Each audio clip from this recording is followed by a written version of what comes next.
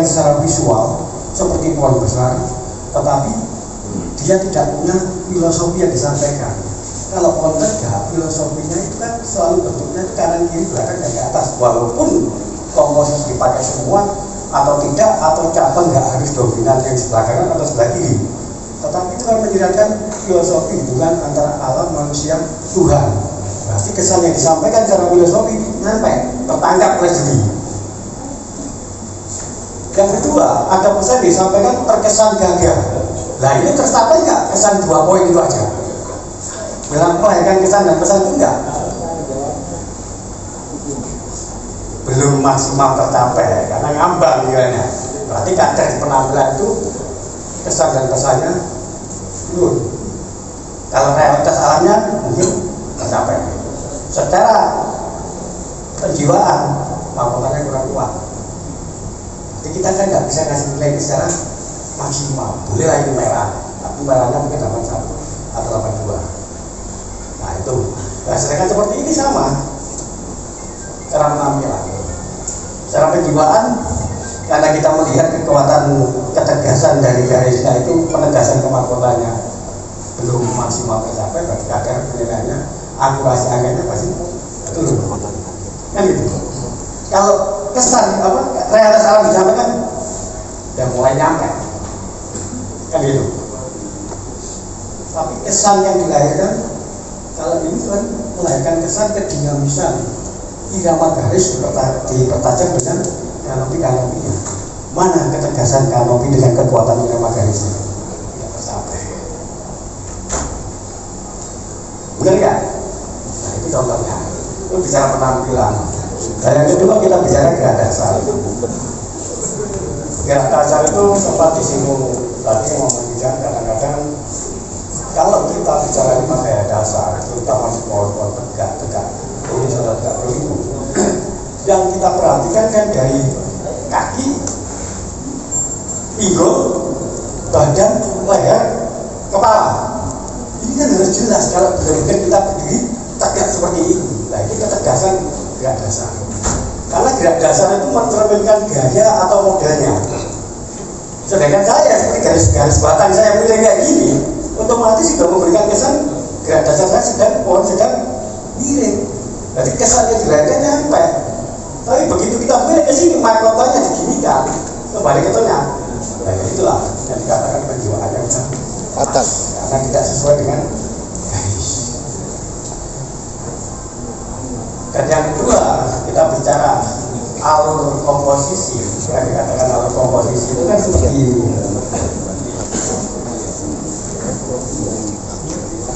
kadang garis batang itu punya alur, kadang garis batang itu nggak punya alur komposisi. Seperti cabang sekedar nempel gitu aja kan. Tapi kan ada cabang yang benar-benar ngalur. Nah, itu kan nilai di gerak dasar akhirnya bisa naik. Karena kenapa gerak dasar itu bisa 76, 80, bahkan sampai 82, 83? Karena persyaratan dari akar ke pinggul dan alur sampai ke komposisi itu tercapai keputasan semua kota. Karena kita kan banyak tahu pohon yang seperti itu, ya kan? Contoh ada pohon-pohon tertentu yang memang gerak dasarnya tidak tercapai secara wujud. Nah yang ketiga itu keserasian. Nah bicara keserasian itu dikatakan serasi. Keserasian itu akan lahir dari komposisi cabang yang kita bangun menghasilkan dimensi kosong dan dimensi isi wujudnya. Ini yang dikatakan dimensi isi. Ini yang dikatakan dimensi kosong. Nah, skala perbandingan antara dimensi kosong dan dimensi ini seimbang enggak? Kan cuma disinggung sama Pak Ucai. Ya, seharusnya ada keberanian untuk mengekspos dimensinya lebih terbuka, karena untuk menyeimbangkan secara visual antara komposisi dan dimensi. Kalau itu tercapai, pasti akan melahirkan proporsi. Ketika nyampe melahirkan proporsi, pasti akan tercapai perspektifnya. Ketika tercapai perspektif, akan mencapai keseimbangan wujud. Ini kan sudah mencapai keseimbangan wujud. Tapi karena ada bagian komposisi yang tertutup, dimensinya nggak keluar, sehingga bonceng ini dikatakan keserasiannya hanya mencapai wujudnya aja, tapi rasanya belum keluar. Itu definisinya dari keserasian. Balik lagi ke kematangan. Kalau kematangan baru, karena di poin itu ada tahapan anatomi. Kalau kita bicara di keserasian, kita bicara proporsinya. Proporsinya itu antara bentangan, kosong, isi, seimbang untuk mencapai wujud. Tapi kalau kita poin kematangan, kita bicara tahapan anatomi. Kalau pohon punya tahapan anatomi seperti gerak dasar, contoh seperti saya ini begini. Saya punya kaki, saya punya pinggul, saya punya badan, saya punya leher, saya punya kepala. Nah, antara kaki ini kan keseimbangannya sampai pendek-pendeknya kan, sehingga orang punya dial kan gitu. Nah, ya itulah yang dikatakan gerak dasar yang maksimal seperti itu. Kadang ada dari badan ke leher ke kepalanya kepanjangan. Ada teman-teman yang sering mengatakan ya di leher angsa kan gitu. Ya nggak seimbang, rasanya juga nggak enak. Nah, kadang ada teman-teman di ini kenapa sih pohon ini sama pohon ini sama-sama matang, tapi kenapa sih kok yang spesifikasinya yang strategi kan gitu. Nah, ketika kita sama-sama pohon bagus, kita harus breakdown di tahapan anatominya, termasuk karakter tekstur. Kematangan perancingan otomatis kan ini. Nah, dari sini aja kita udah bisa baca kenapa kita pilih ini atau pilih ini. Jadi kalau misalnya ini sama gerakan itu karakter dan teksturnya mana? Otomatis karena spesies ATG ini terkesan akan lebih teksturnya lebih tua. Tetapi secara tahapan anatominya belum tentu. Bisa jadi yang kecil ini karena kalau ditempuh dengan tahapan anatomi, dia yang memenuhi syarat secara signifikan. Jadi ada kesan yang dilahirkan secara visual tapi isi belum nyampe, ada yang secara visual nyampe, secara isi nyampe. Iya, mahal yang isinya nyampe. Kadang-kadang kan ada pertanyaan, kok sampai bisa ekspresi itu dikalahkan dengan Kanjeng Putri kecil gitu. Nah, kalau walaupun kecil tapi kalau rasanya keluar, aura puan besarnya muncul, dan tetap menang yang kecil. Nah, ini kan kekuatannya hanya di irama garis dipertajam dengan hitungan komposisi awannya, dengan dimensi isinya, tapi dimensi kosongnya nggak seimbang.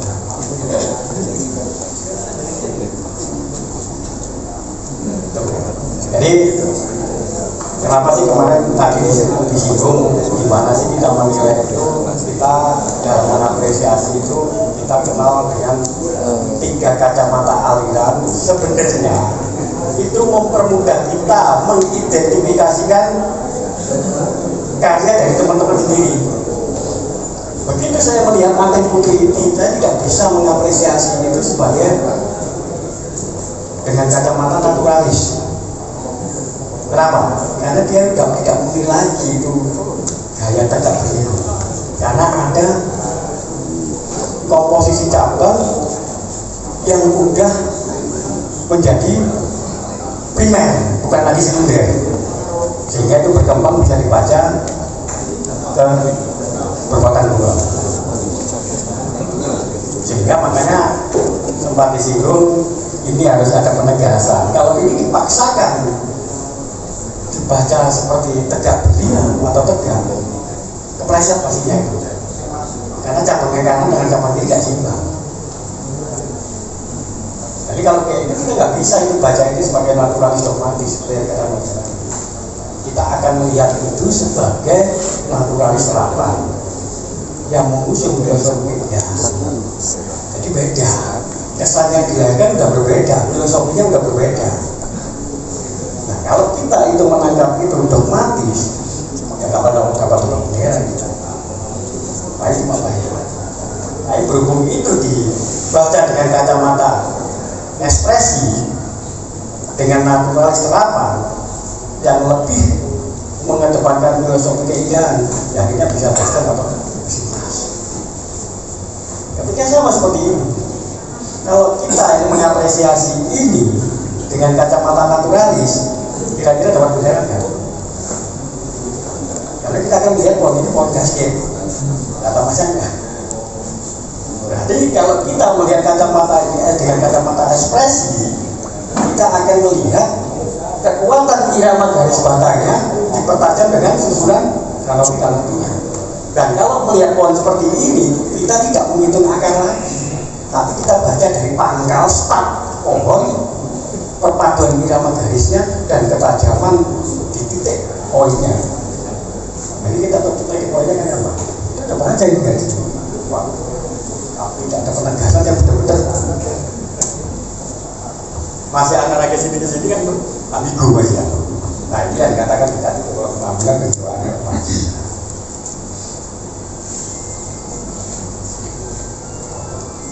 Selanjutnya begitu kita melihat pohon-pohon ram dengan komposisi garis batang yang banyak, kita tidak bisa lagi melihat itu sebagai kacamata naturalis atau ekspresi. Kita akan melihat dengan kacamata surrealis. Nah, kekuatan surrealis itu di perpaduan komposisi irama garis yang sanggup menciptakan dimensi, komposisi dan dimensi, kekuatannya akan terjadi di siluet awan mahkotanya. Makanya kadang-kadang pohon-pohon bukit di sana atau pohon-pohon connecting room bisa luar biasa seperti ilang-ilang yang di Bali dan sebagainya kan gitu. Seperti pohon-pohon sekarang yang kereta, kenapa bisa menang? Karena kita membaca itu sebagai kacamata surrealis. Jadi kekuatan perpaduan irama garisnya dipertajam dengan garis awan mahkotanya itu yang jadi salah satu kekuatannya. Dan melihat pohon seperti itu, kita tidak menuntut akar harus menyebar. Karena yang kita baca dari pangkalnya dulu, ibarat kita manusia, kita baca pinggulnya dulu baru perpaduan garisnya. Tetapi ketika kita melihat pohon-pohon naturalis, yang persyaratan dari akar itu harus terpenuhi, karena itu pondasi. Terkesan pohon itu bisa tegak, miring dan sebagainya. Kalau nggak ada pondasinya bagaimana? Ya pasti lumpuh. Nah, itu realitas alamnya akan selain berkaitan. Jadi sebenarnya di dalam kita mengapresiasi itu sebenarnya apa yang dihasilkan teman-teman itu akan kita apresiasi sesuai dengan SOP. Nah, SOP yang kita pakai ini itu sifatnya universal. Bukan masalah ini, ini enak gak enak, tidak boleh, bukan itu. Dan SOP ini akan bersinergi dengan tiga kacamata aliran itu, terkorelasi semua, tanpa ada unsur suka subjektivitas atau kedekatan dengan personal, nggak ada urusannya SOP ini. Kalau ada yang seperti itu ya berarti itu mental pelakunya aja kan gitu. Jadi saya kira di negeri ini sudah sangat luas ya mengakomodasi karya teman-teman mau bagaimanapun wujudnya. Kita tinggal mengidentifikasi, oh ini masuk kategori naturalis, oh ini naturalis terapan, oh ini ekspresi. Jadi kita tahu teman-teman seperti ini yang mau ditonjolkan apanya ya itu yang kita nilai, bukan kita mencari kekurangan pohonnya. Oh ini mau membuat ekspresionis dengan mengedepankan kekuatan irama garis dipertajam dengan mahkotanya, ya itu titik beratnya. Kita masukkan koridor itu, kita masukkan SOP-nya. Nah, ketika kita breakdown ternyata kan benar. Ngomong penampilan penjiwaannya kurang karena secara penegasan kemahkotaan. Ya, ngomong realitas alamnya, sudah kelihatan jejak campur tangan manusia yang nilai realitas logika ininya tersampaikan. Pohon itu sedang menjatuh, tersampaikan kan? Oke, masuk kesan dan pesannya, penjiwaannya. Nah ini yang kurang sedikit. Saya katakan tadi kurang sedikit. Baru bicara bahasa. Apakah irama garis ini memang sesuai alur pohonnya. Kadang ada yang memperdebatkan loh, ini alur dominannya tuh ini bukan yang ini. Kenapa yang di ekspos depan kan gitu? Jadi kita bicara alur garisnya, ya ada saja. Baru kita bicara keserasiannya. Nah, namanya keserasian, komposisi cabang menghasilkan dimensi kosong dan dimensi isi. Ya wujudnya ini seimbang enggak?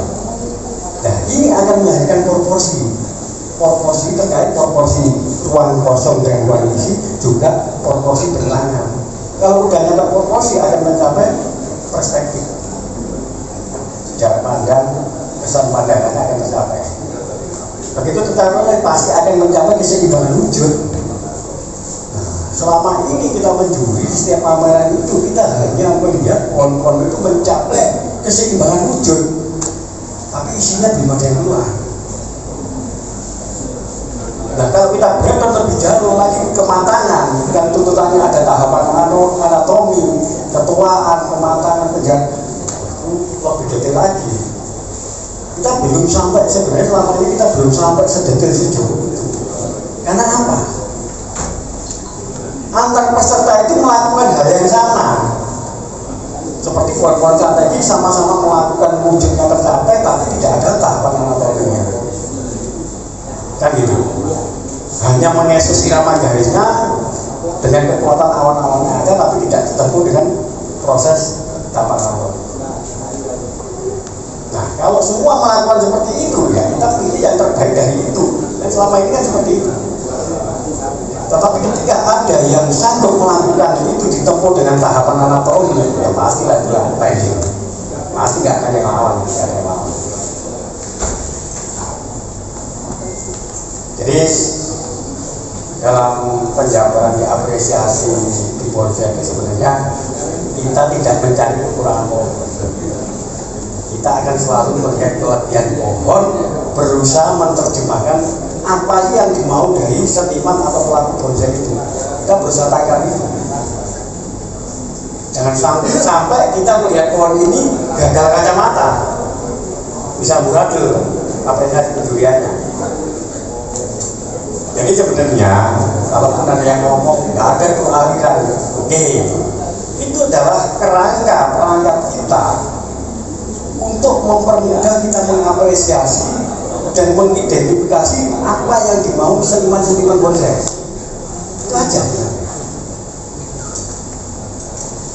Nah sekarang kita jabarkan, kita nggak bisa melihat pohon-pohon seperti 3 pohon ini dengan kacamata yang sama, tidak bisa.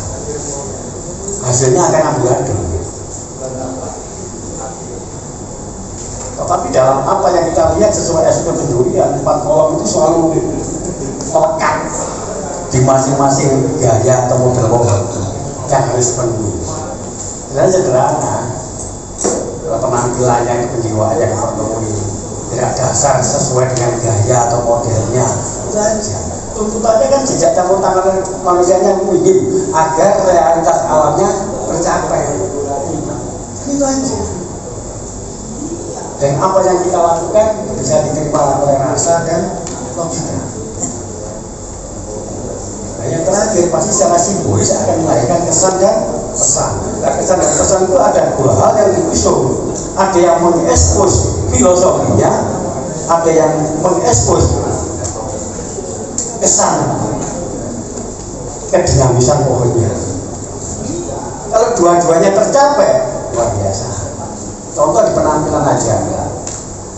Kesempatan hari ini pohon ini kan bahas kenapa pohonnya harus diganti oval lebih panjang. Apakah seperti ini jelek? Enggak, nyatanya pohon itu berprestasi. Tetapi karena yang diekspos hanya dari pangkal ke atas dan berprestasi, orang kan, oh itu seperti banyak tadi dapat kesintas dan sebagainya. Tetapi padahal ada potensi yang bisa diekspos di dimensi bawah dan di dimensi atasnya. Contoh begitu kita ini ganti pot oval dan penanamannya digeser ke kiri, sehingga Sehingga dimensi landscape ini akan lebih terbangun sehingga pohon kecil terkesan pohon seperti pohon yang besar di gambaran luas. Berarti itu kan ada dua opsi yang kita maksimalkan dari wujud pohon itu. Tapi kalau kita hanya nyaman mengekspos atas sudah bagus, silakan aja. Bukan pertama ngomong, apa lebih ya? Kan seperti itu. Dari sini Pak Wahyu bisa nambahin. Bapak. Tepuk tangan. Tepuk tangan dulu lah. Baik. Assalamualaikum warahmatullahi wabarakatuh. Sudah banyak kita mendengar dari Pak Ujang, dari Pak Weni, semua sudah kita dengar. Kira-kira Pak Ujang dan Pak Weni tadi masuk atau enggak? Iya. Kalau begitu saya ambil aja mengenai Pak Wali boleh mengenai dua kolom ini yang terpenting di dalam pameran itu. Kita melihat proporsinya, kita melihat dimensinya, kita melihat perspektifnya. Itu yang paling penting untuk konteks. Kalau tidak ada itu, mungkin dalam konteks itu pasti tidak dapat baik sekali. Maka dari itu kita akan menerangkan mengenai proporsi itu bagaimana, dimensi itu bagaimana, terus proporsi itu bagaimana, dan seterusnya. Itu yang kita perlukan. Di dalam konteks hanya itu yang dilihat, Pak. Mengenai teori-teorinya itu tidak ada. Yang dilihat dalam konteks itu apakah proporsinya mencapai, apakah dimensinya ada. Itu yang dilihat, Pak.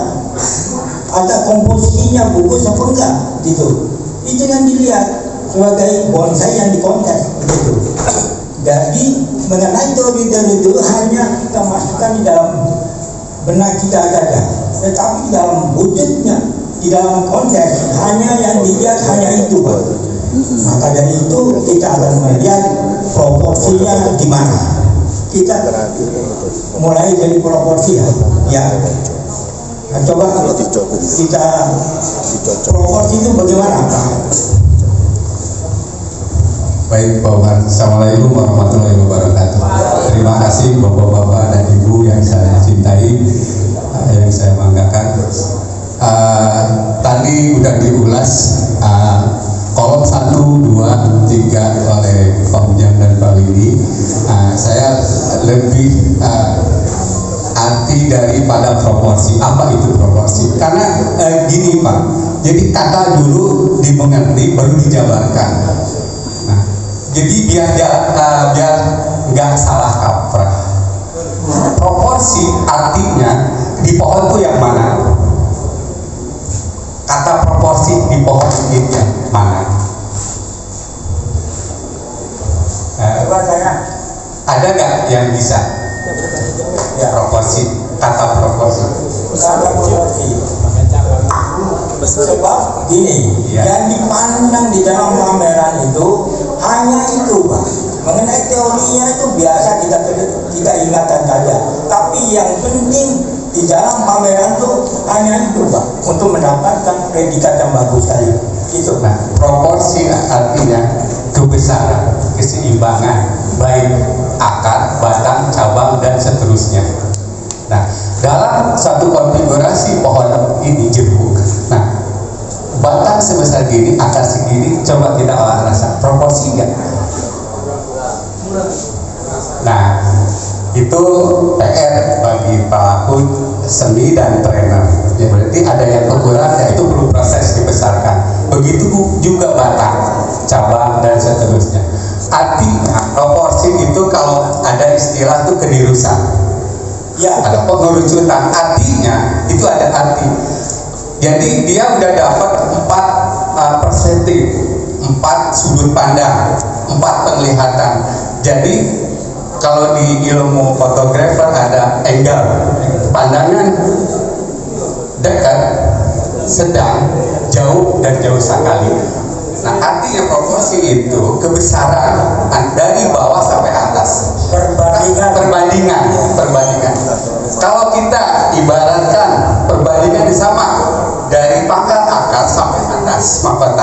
itu dapat berapa optik?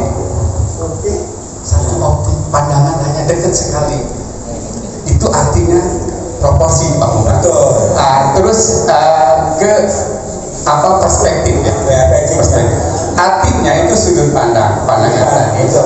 Artinya di dalam struktur konfigurasi bonsai ada pandangan dekat, sedang jauh sekali. Nah, ini kan pandangan dekat. Nah, di sini sedang, jauhnya di sini. Background ada jauh sekali. Nah, itu secara perspektif. Jadi itu secara ilmu fokus, titik fokus. Jadi semakin ke belakang, semakin jauh. Ya. Nah, itu penting karena harus ada background. Artinya itu untuk sudut pandang secara ilmu perspektif, dia menghasilkan dalam struktur konfigurasi pohon ini bisa kelihatan jarak jauhnya dapat atau tidaknya. Nah, itu fungsinya itu ada background. Artinya untuk menghasilkan pandangan jauh sekali. Ya, betul Pak Umar. Ya, jadi kita itu namanya perspektif. Nah, sekarang kita bicara mengenai dimensi. Tadi kan dimensi, ya. Ada Bapak desainer namanya Bopos. Konsep awal itu benar dulu Pak. Emang hasil akhir daripada karya seni tidak ada benar dan salah, tapi awalnya harus benar dulu. Biar akhir daripada karya seni itu bisa dipertanggungjawabkan. Artinya benar dulu. Apa itu komposisi? Komposisi artinya peletakan susunan percabangan satu sampai akhir. Dikembangkan lagi komposisi dari cabang, anak cabang, sub cabang, dan seterusnya. Ya. Begitu juga kalau dari perakaran komposisi juga ada. Komposisi di akar juga ada, di batang dan seterusnya. Nah, untuk menghasilkan dimensi, ya, apa itu dimensi? Dimensi artinya seperti ilmu patung. Jadi ada dimensi itu ada 3 dimensi dan 4 dimensi. Nah, bonsai itu sekarang sudah dikembangkan menjadi 4 atau 5 dimensi. Artinya pandangan depan, kiri, kanan, belakang, atas, bawah juga bisa. Berarti secara keseluruhan itu bonsai udah melalui tahapan yang bagus Pak. Gitu. Terjadinya dimensi adalah Komposisi dari susunan dari komposisi yang benar dulu. Ya. Gitu. Ya. Jadi komposisi itu susunan atau peletakan dari percabangan. Nah, peletakan cabang, peletakan pot akar juga itu komposisi. Kalau misalkan ini akar di kiri, dia tumbuh ke kiri alur jalan. Dia di kanan ke kanan kan. Dia ke depan ke depan. Jadi ritme garis atau gerak itu seirama keserasian itu penting. Maka dari itu apabila bonsai itu miringnya ke sini, peletakannya tidak boleh di tengah. Itu mengecek keseimbangan antara pohon dengan pohon, harus ke belakang sedikit supaya ada keseimbangannya. Ya. Nah, seperti ambil gunting. Ini bobotnya kalau dilihat secara keseluruhan ini beratnya ke kanan. Ya. Jadi toh mahkota agak ke sebelah kanan. Jadi jangan tegak lurus ya, karena ada ilmu gravitasi, ilmu gaya. Semakin kuat gayanya baik ke kiri atau kanan, toh mahkota harus ikuti beban atau berat yang lebih kuat. Itu kunci peletakan top mahkota. Top mahkota juga bisa begini, tidak bisa kita luruskan, kita harus miringkan ke kanan. Miring sedikit atau itu olah rasa. Ya. Makanya penting olah rasa, semakin tajam tingkat ketajaman olah rasa itu lebih tajam dari hasil karya itu sendiri. Ya betul. Makanya tadi itu saya bilang, kalau kita di dalam kontes, yang penting itu Pak, bukan teorinya. Teorinya kita simpan aja di rumah. Ya, mengenai prakteknya ini, Semua proporsi, dimensi, semua itu yang diperhatikan oleh juri, Pak. Kalau itu kurang, maka bonsai itu tidak akan dapat predikat baik sekali. Kalau itu terpenuhi, bisa dapat predikat baik sekali atau masuk dalam 10 besar. Ya gitu. Tapi kalau itu kurang, jangan harap. Terus tambahan, Pak Umar, kebanyakan di kematangan ini pohon-pohon di kontes itu banyak yang kurang sebenarnya. Jadi itu ya diperlukan bagi pelaku seni atau trainer itu coba, karena bonsai itu demi waktu ya, demi masa. Jadi tingkat kesabarannya coba ditingkatkan. Karena kebanyakan hampir rata-rata di kontes itu di kolom terakhir di kematangan, Pak. Karena di kematangan itu menyangkut ya kebesaran, keseimbangan dan sebagainya. Jadi itu untuk mencapai emang setiap karakteristik pohon itu berbeda-beda. Kalau seperti Santigi ini udah di level 5 tingkat tahapan anatomi, cicit ranting juga dia bisa terbentuk. Beda dengan jenis yang lainnya. Ada perbedaan. Jadi kebanyakan kelemahannya itu ada di kematangan. Nah, terutama di keseimbangan anatomi tadi kita olah rasa, misalkan batang sebesar ini, tiba-tiba cabang sebesar ini. Nah, itu bisa dikatakan matang atau belum? Nah, itu Pak. Nah, coba itu proses ya. Proses untuk menumbuhkan, untuk kebesaran, keseimbangan tadi. Nah, itu diperlukan kesabaran. Untuk keseimbangan secara keseluruhan itu, Pak. Ya. Jadi begini, setiap pameran sebenarnya kematangannya itu yang diperhatikan. Saya lihat di semua pameran itu kelemahannya kepada kematangan. Belum matang ditampilkan, pasti nggak dapat.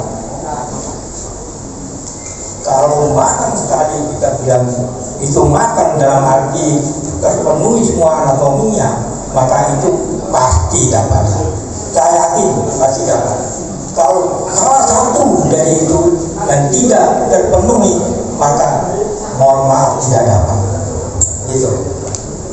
Ya, terus ada lagi di kematangan itu ada kesan tua, ada pesan dan kesan. Artinya kalau pesan itu bagi pelaku atau trainer, jadi untuk membuat sesuatu nilai dari pohon membuahkan kesan.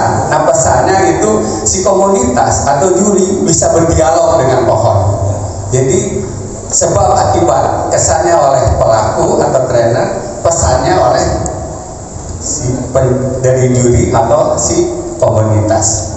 Jadi kesan pesan tentu ini membuahkan pohon yang besar, pohon tua, umurnya ratusan tahun, bahkan kalau bisa ribuan tahun. Nah, itu dilihat dari karakter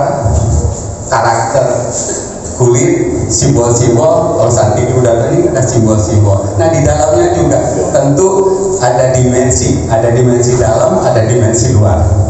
Nah, ini dimensi luar, nah ke dalam dimensi dalam. Itu Pak. Ya, Pak Umar, terima kasih. Maka dari itu saya bilang yang diperhatikan di dalam konteks itu hanya itu, mengenai teori dan sebagainya itu kita simpan di dalam hati saja. Nah, tapi kalau kita sudah tampil, perhatikan apa yang katakan mengenai proporsi, dimensi dan sebagainya. Kematangan itu penting sekali. Kalau salah satu dari itu tidak terpenuhi, jangan harap. Ya, jadi mohon maaf, jangan harap. Tambahan Pak Umar, ya. Nah, itu kesehatan. Ya. Nah, ini juga sangat-sangat penting. Ya. Banyak pohon yang bagus ketika ikut pameran kondisi dalam keadaan sakit.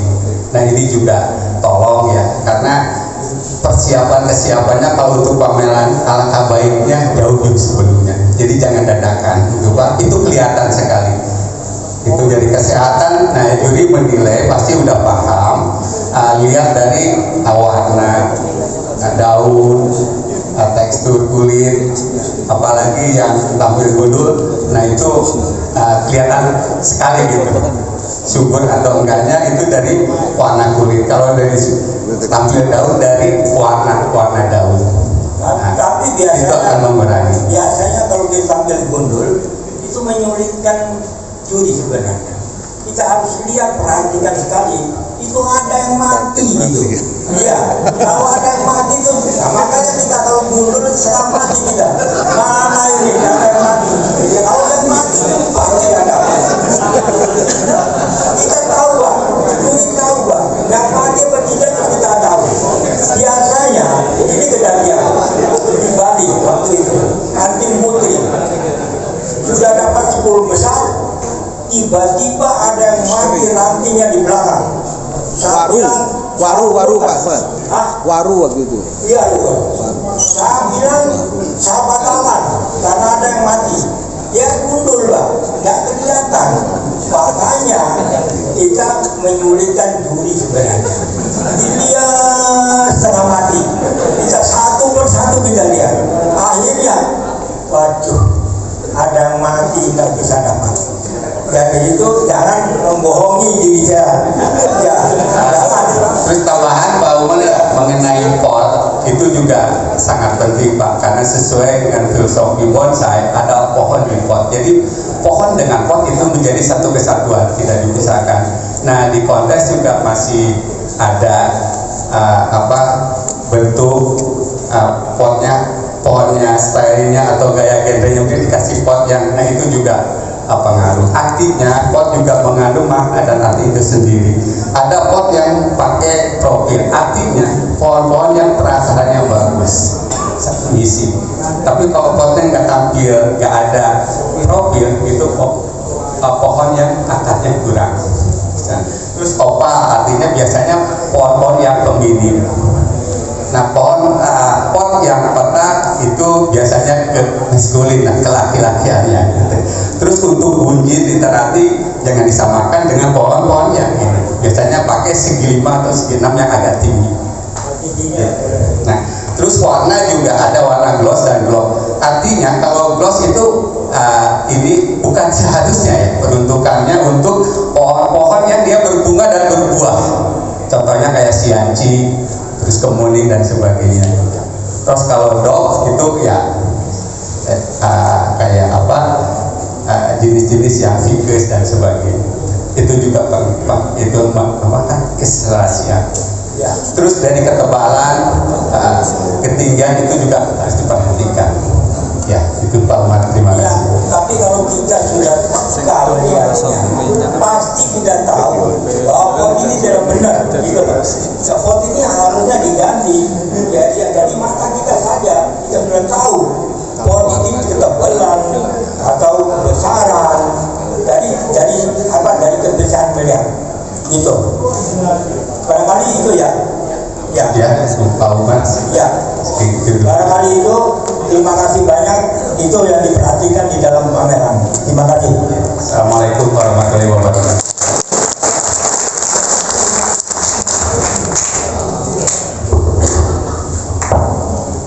Baik, terima kasih kepada para narasumber yang sudah menyampaikan semua materinya.